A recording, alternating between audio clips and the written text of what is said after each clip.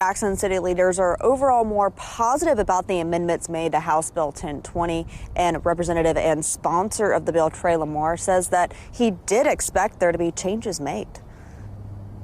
Next on our list is House Bill 1020. Amendments to House Bill 1020 voted out of Senate committee Thursday, getting more positive response than the initial bill from city officials. It is moving in the right direction, and that is actually having a conversation about this and what are your needs and how we're going to work together. One change is expanding the jurisdiction of Capitol Police to cover all of Jackson, something Capitol Police Chief Bill Luckey believes would be a good thing for the capital city. We have a lot of support within the CCID, but as well, we have a lot of support outside the CCID.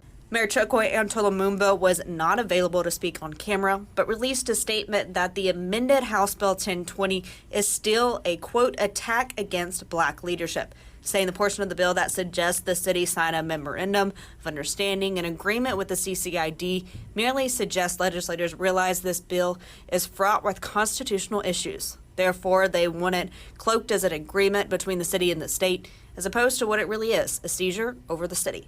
And Jackson City Councilmember Vernon Hartley is also hesitant about this amendment to the bill. I'm not convinced that we need to give them jurisdiction all over the city. Just like Senator Sully Norwood said Thursday, Councilmember Hartley believes there are a lot of conversations and logistics needing to be worked out between the two departments before Capitol Police gain jurisdiction across the entire capital city, and believes the Jackson Police Department and city leaders should be involved in these conversations. Sponsor of the bill, Representative Trey Lamar, believes it's still effective in reducing violent crime in Jackson and expected changes to be made. I'm certainly willing to work with the Jackson delegation and the Democratic delegation that opposed the bill in the House to see how we can make the bill better.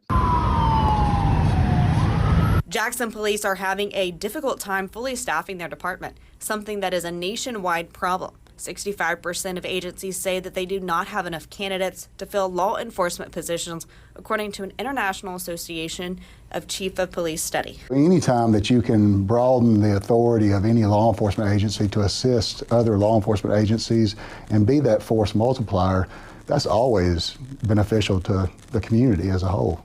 Chief Luckey says his department works well with Jackson Police and Hinds County deputies, and has already been speaking with the Jackson Police Chief James Davis about a memorandum of understanding.